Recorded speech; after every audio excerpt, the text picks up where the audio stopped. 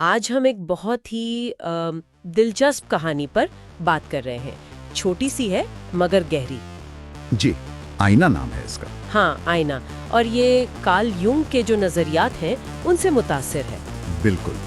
کہانی ایک ایسے شخص کی ہے جو بظاہر آپ دیکھیں تو بہت کامیاب ہے، ہر کوئی تعریف کرتا ہے. جی ہاں، دنیا کی نظر میں تو سب کچھ ہے اس کے پاس، لیکن اندر سے وہ ایک عجیب سا خالی پن محسوس کرتا ہے. یہ تضاد بہت عام ہے. وہ روز آئینے کے سامنے جاتا ہے، تیار ہوتا ہے، بال ٹھیک کرتا ہے، کپڑے دیکھتا ہے. جی. لیکن اپنی آنکھوں میں نہیں جھانکتا، کبھی نہیں، جیسے وہ خود سے نظریں چرا رہا ہو. ایک طرح کا فرار ہے اپنے آپ سے. بالکل. اور وہ سمجھتا ہے کہ شاید پیسہ، شہرت، لوگوں کی واہ واہ، یہ سب اس خالی پن کو بھر دیں گے. ہاں، بیرونی چیزوں میں حل تلاش کرنے کی کوشش. مگر وہ اندر کا سوال وہ تو پیچھا نہیں چھوڑتا. تم اصل میں کون ہو؟ یہ سوال ہی تو ساری کشمکش کی جڑ ہے. یہ جو بیرونی کامیابی اور اندرونی خالی پن کا ٹکراؤ ہے، یہ بہت معنی خیز ہے. صحیح کہا. اچھا، کہانی میں ایک اہم موڑ تب آتا ہے جب وہ ایک دن اتفاق سے کتابوں کی دکان میں ہوتا ہے. جی. اور وہاں اسے کارل ینگ کا ایک کال نظر آتا ہے. لکھا ہوا تھا. کون سا کال؟ وہ یہ تھا: جب تک آپ اپنے لاشعور کو شعور میں نہیں لاتے، یہ آپ کی زندگی کی رہنمائی کرے گا اور آپ اسے قسمت کہیں گے. اوہو، یہ تو یونگ کے کام کا بالکل نچوڑ ہے. بہت گہری بات ہے. اس نے یہ پڑھا اور جیسے ہل کر رہ گیا. یقیناً، کیونکہ یہ سیدھا اس کی اپنی کیفیت پر چوٹ کرتا ہے. مطلب یہ جو لاشعور ہے، ہماری شخصیت کا وہ چھپا ہوا حصہ. جی.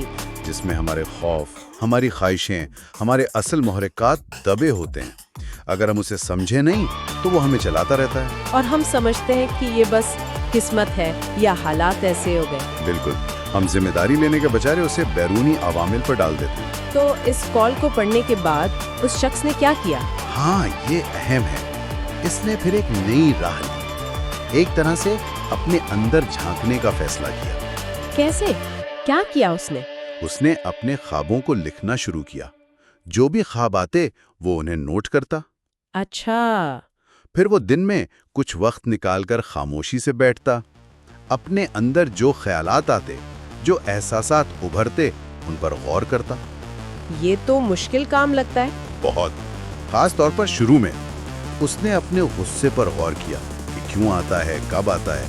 اپنے ڈر کو سمجھنے کی کوشش کی. اپنی عادتوں کے پیچھے کیا ہے یہ جاننے کی کوشش کی. یعنی اپنے آپ کا سامنا کرنا شروع کیا. بالکل.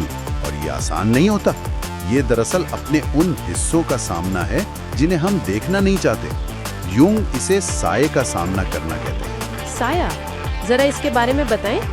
سایہ یا شیڈو یونگ کے مطابق ہماری شخصیت کے وہ پہلو ہیں جنہیں ہم خود پسند نہیں کرتے یا سمجھتے ہیں کہ معاشرہ انہیں قبول نہیں کرے گا. تو ہم انہیں دبا دیتے ہیں اپنے شعور سے دور لاشعور میں. لیکن یہ وہاں سے اثر انداز ہوتے رہتے ہیں. تو یہ سایہ صرف منفی چیزیں ہیں جیسے غصہ، خوف؟ نہیں، یہ بہت اہم نقطہ ہے. یوں کہتے ہیں کہ سائے میں صرف منفی چیزیں نہیں ہوتی. اکثر ہماری دبی ہوئی تخلیقی صلاحیتیں، ہماری طاقت، ہماری اصلیت بھی اسی سائے کا حصہ بن جاتی ہے. اچھا، یہ تو بہت دلچسپ بات ہے. جی ہاں. تو اپنے سائے کا سامنا کرنے کا مطلب صرف اپنی کمزوریوں کو جاننا نہیں، بلکہ اپنی چھپی ہوئی قوت کو بھی دریافت کرنا ہے. تو کہانی میں اس شخص کے ساتھ کیا یہی ہوا؟ جی بالکل. جیسے جیسے وہ اپنے اندر اترتا گیا، اسے دھیرے دھیرے یہ احساس ہوا کہ وہ اندر سے خالی نہیں ہے. اس کا اندر تو بھرا پڑا تھا پرانی دفن شدہ کہانیوں سے، بھولے ہوئے درد سے، ایسی یادوں سے جنہیں وہ بھلا چکا تھا. اور وہ صلاحیتیں جن کا آپ ذکر کر رہے تھے؟ ہاں، اور ایسی صلاحیتوں سے، ایسی خوبیوں سے جنہیں اس نے کبھی استعمال ہی نہیں کیا تھا، کبھی پہچانا ہی نہیں تھا. تو یہ دریافت کہ میں خالی نہیں بلکہ بھرا ہوا ہوں، یہی اصل تبدیلی تھی. یہ ایک بہت بڑی بنیادی تبدیلی ہے. یہ سمجھنا کہ آپ کے اندر ایک پوری دنیا آباد ہے، چاہے وہ پیچیدہ ہو یا کہیں کہیں تکلیف دہ بھی، مگر وہ ہے، وہ خالی نہیں ہے. اس سے وہ خالی پن کا احساس کم ہوا ہوگا. یقیناً. خود کو ایک مسئلے کے طور پر دیکھنے کے بجائے ایک گہری پیچیدہ حقیقت کے طور پر دیکھنا شروع کیا. اور کہانی کے آخر میں ایک بہت ہی خوبصورت بات ہوتی ہے. جی. کہ آئینہ نہیں بدلتا، आईना तो वही रहता है। अच्छा। वो शख्स बदल जाता है और पहली बार जब वो आईने में अपनी आंखों में देखता है तो उसे सिर्फ अपना अक्स नहीं बल्कि खुद नजर आता है, अपनी असलियत नजर आती है। वाह, ये है खुद शनासी का लम्हा। जब आप अपने अंदर की दुनिया से जुड़ जाते हैं तो बाहर का अक्स भी मानी बदल लेता है। तो गोया पूरी कहानी का लुबे लुबाब ये है कि सफर बाहर की चीजों से अंदर की तरफ है।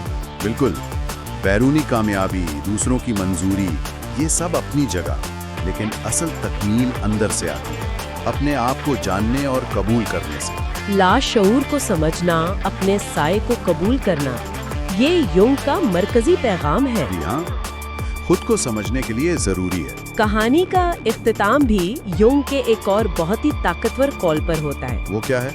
वो बनो जो तुम हकीकत में हो, be what you truly are.